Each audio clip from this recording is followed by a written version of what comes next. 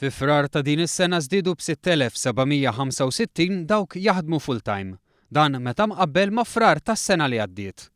Kien tarif tal-Uffiċċju Nazzjonali tal-Istatistika l-NSO li kkonferma dan biex issa hemm 179,711 persuna fis-suq tax-xogħol jekk wieħed jeskludi persuni part-time.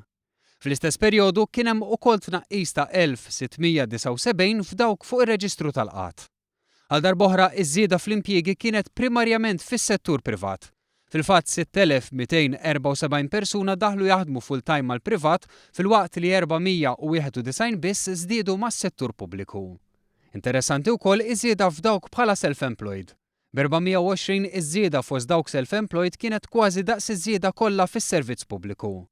Żdiedu wkoll dawk li għandhom part-time mal-full-time tagħhom biex issa huma 24,171 f'din ir-realtà, 6.7% iktar mis-sena ta' qabel.